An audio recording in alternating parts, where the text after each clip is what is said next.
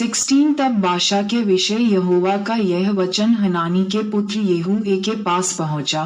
2 मैंने तुझको मिट्टी पर से उठाकर अपनी प्रजा इस्राएल का प्रधान किया, परंतु तू यारोबाम की सी चाल चलता और मेरी प्रजा इस्राएल से ऐसे पाप कराता आया है जिनसे वे मुझे क्रोध दिलाते हैं। 3 सुन, मैं बाशा और उसके घराने की पूरी रीति से सफाई कर दूंगा और तेरे घराने को नबात के पुत्र यारोबाम के समान कर दूंगा। 4 बाशा के घर का जो कोई नगर में मर जाए उसको कुत्ते खा डालेंगे, और उसका जो कोई मैदान में मर जाए उसको आकाश के पक्षी खा डालेंगे। 5 बाशा के और सब काम जो उसने किए और उसकी वीरता, ये सब क्या इस्राएल के राजाओं के इतिहास की पुस्तक में नहीं लिखा है? 6 अंत में बाशा मरकर अपने पुरखाओं के संग जा मिला और तिर्सा में उसे मिट्टी दी गई, और उसका पुत्र एला उसके स्थान पर राज्य करने लगा। 7 यहोवा का जो वचन हनानी के पुत्र येहू के द्वारा बाशा और उसके घराने के विरुद्ध आया, वह न केवल उन सब बुराइयों के कारण आया जो उसने यारोबाम के घराने के समान होकर यहोवा की दृष्टि में किया था और अपने कामों से उसको क्रोधित किया, वरन इस कारण भी आया कि उसने उसको मार डाला था। एला का राज्य 8 यहूदा के राजा आसा के राज्य के 26वें वर्ष में बाशा का पुत्र एला तिर्सा में इस्राएल पर राज्य करने लगा और 2 वर्ष तक राज्य करता रहा।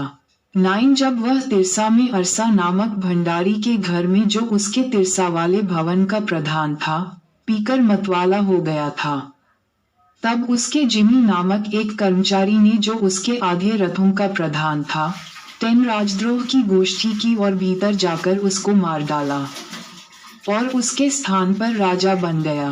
ये यहूदा के राजा आसा के राज्य के 27वें वर्ष में हुआ।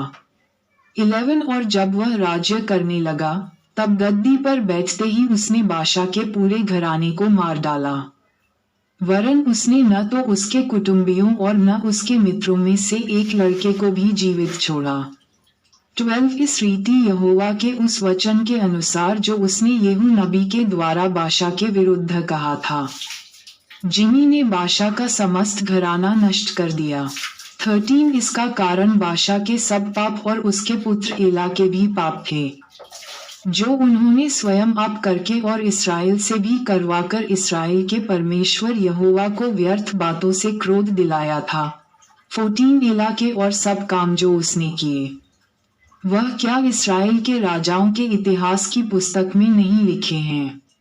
जिमी का राज्य 15 यहूदा के राजा आसा के 27वें वर्ष में जिमी तिर्सा में राज्य करने लगा और तिर्सा में 7 दिन तक राज्य करता रहा। उस समय लोग पलिश्तियों के देश गिब्बत के विरुद्ध डेरे किए हुए थे। 16 तो जब उन डेरे लगाए हुए लोगों ने सुना कि जिमी ने राजद्रोह की गोष्ठी करके राजा को मार डाला है, तो उसी दिन समस्त इस्राएल ने ओमी नामक प्रधान सेनापति को छावनी में इस्राएल का राजा बनाया। 17 तब ओमी ने समस्त इस्राएल को संग ले गिब्बत को छोड़कर तिर्सा को घेर लिया। 18 जब जिमी ने देखा कि नगर ले लिया गया है, तब राजभवन के गुम्मट में जाकर राजभवन में आग लगा दी और उसी में स्वयं जल मरा। 19 यह उसके पापों के कारण हुआ क्योंकि उसने वह किया जो यहोवा की दृष्टि में बुरा था, क्योंकि वह यारोबाम की सी चाल और उसके किए हुए और इस्राएल से करवाए हुए पाप की लीक पर चला।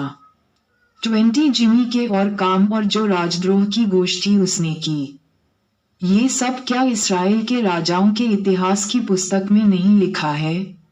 ओमी का राज्य 21 तब इजरायली प्रजा 2 भागों में बंट गई। प्रजा के आधे लोग तो तिब्नी नामक गीनत के पुत्र को राजा बनाने के लिए उसी के पीछे हो लिए, और आधे ओमी के पीछे हो लिए। 22 अंत में जो लोग ओमी के पीछे हुए थे वे उन पर प्रबल हुए जो गीनत के पुत्र तिब्नी के पीछे हो लिए थे। इसलिए तिब्नी मारा गया और ओमी राजा बन गया। 23 यहूदा के राजा आसा के 31वें वर्ष में ओमी इस्राएल पर राज्य करने लगा और 12 वर्ष तक राज्य करता रहा। उसने 6 वर्ष तो तिर्सा में राज्य किया। 24 और उसने शेमेर से सामरिया पहाड़ को 2 किकार चांदी में मोल लेकर उस पर एक नगर बसाया और अपने बसाए हुए नगर का नाम पहाड़ के मालिक शेमेर के नाम पर सामरिया रखा। 25 ओमी ने वह किया जो यहोवा की दृष्टि में बुरा था, वरन उन सभी से भी जो उससे पहले थे अधिक बुराई की भी। 26 वह नबात के पुत्र यारोबाम की सी सब चाल चला और उसके सब पापों के अनुसार जो उसने इस्राएल से करवाए थे, जिसके कारण इस्राएल के परमेश्वर यहोवा को उन्होंने अपने व्यर्थ कर्मों से क्रोध दिलाया था। 27 ओमी के और काम जो उसने किए और जो वीरता उसने दिखाई, ये सब क्या इस्राएल के राजाओं के इतिहास की पुस्तक में नहीं लिखा है?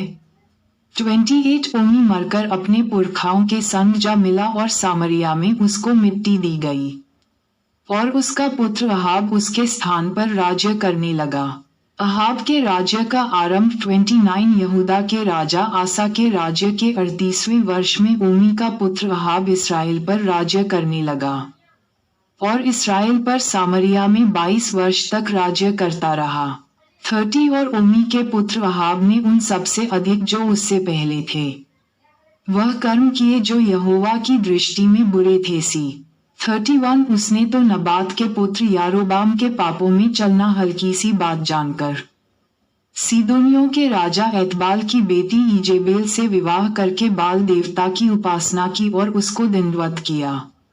प्रका 2:20-32 उसने बाल का एक भवन सामरिया में बनाकर उसमें बाल की एक वेदी बनाई। 33 और अहाब ने एक अशरा भी बनाया, वरन उसने उन सब इज़राइली राजाओं से बढ़कर जो उससे पहले थे इस्राएल के परमेश्वर यहोवा को क्रोध दिलाने के काम किए।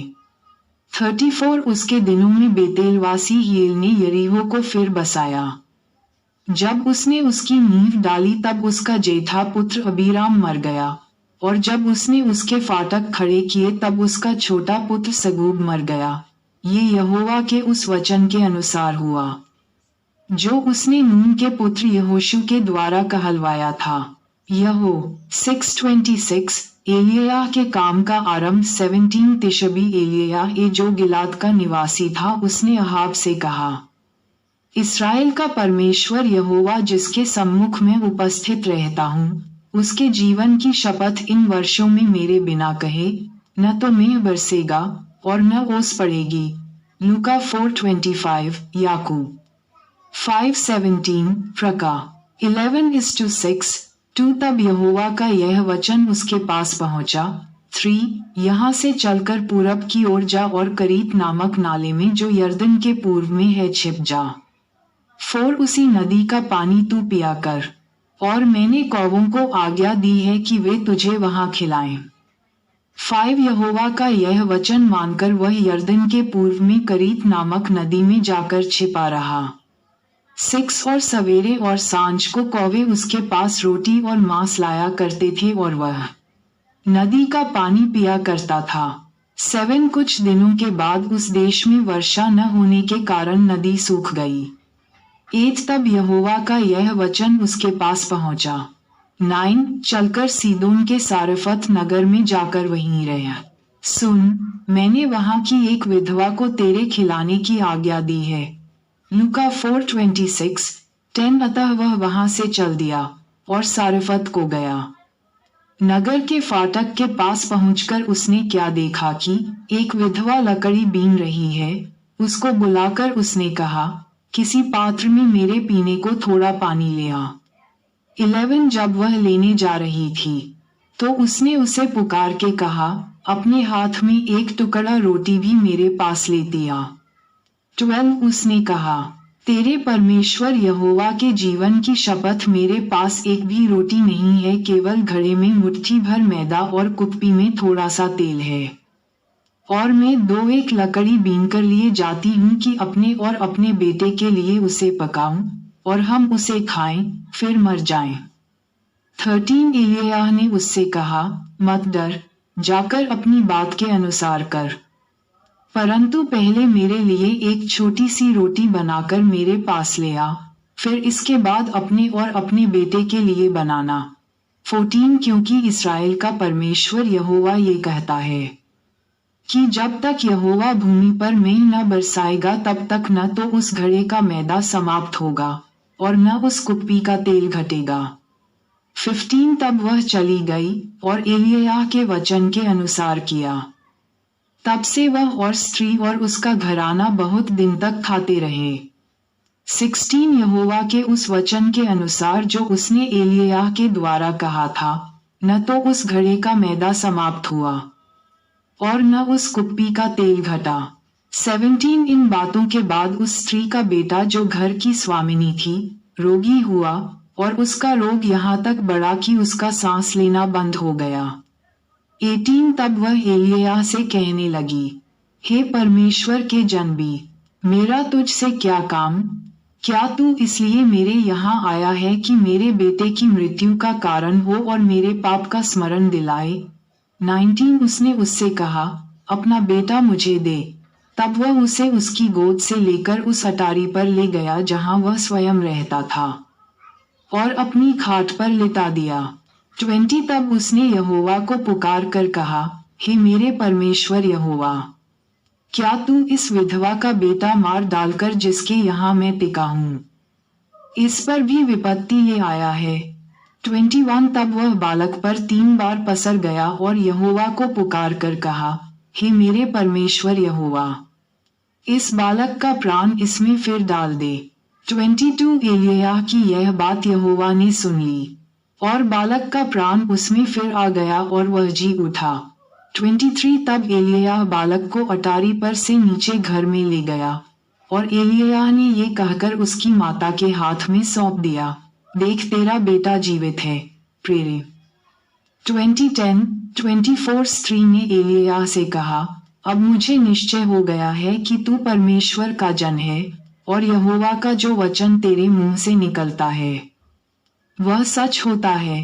माताएं एवं बहनों से निवेदन है कि अगर हमारी ये वीडियो आपको अच्छी लगी हो तो कृपया करके वीडियो को लाइक और सब्सक्राइब करना ना भूलें, क्योंकि हमारी वीडियो आप सब तक बहुत जल्दी पहुंचे। जय यीशु मसीह।